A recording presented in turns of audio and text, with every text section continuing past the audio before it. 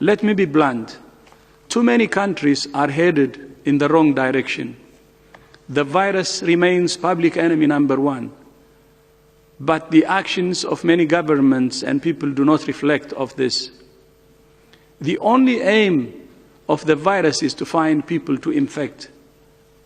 Mixed messages from leaders are undermining the most critical ingredient of any response: trust.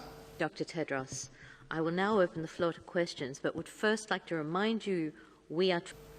If governments do not clearly communicate with their citizens and roll out a comprehensive strategy focused on suppressing transmission and saving lives, if populations do not follow the basic public health principles of physical distancing, hand washing, wearing masks, coughing etiquette, and staying at home when sick, if the basics aren't followed, there is only one way this pandemic is going to go.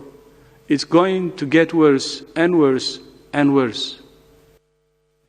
Thank you very much. And I should tell everybody that Dr. Sumi... We need to reach a sustainable situation where we have adequate control of this virus without shutting down our lives entirely or lurching from lockdown to lockdown, which has a hugely detrimental impact on societies. I want to be straight with you. There will be no return to the old normal for the foreseeable future.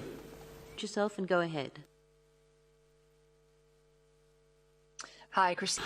I think it's important to be clear on the expectations for this preliminary mission. Is two of our best scientists joining our country team, but joining with Chinese colleagues to lay out that we don't expect to be at this point carrying out direct field investigations. From Nazare Romero from the Catalan news agency. Nazare, please unmute.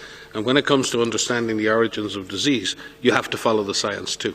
And it's really, really, really important that ultimately, and I'm sure our Chinese colleagues are doing this already, they have tremendous capacities for disease investigation and scientific understanding, that we start where the disease began in humans or where the first cases of disease occurred in humans, and we work from there, and we keep an open mind. And it's really important that we keep an open mind. Thank you, Dr. Tedros and Dr. Ryan.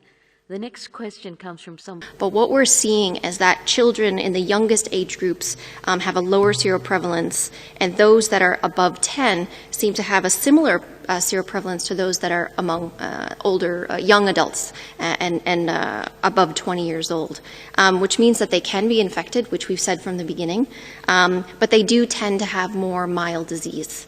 In terms of transmission, there's quite a lot that we still need to understand about transmission in children.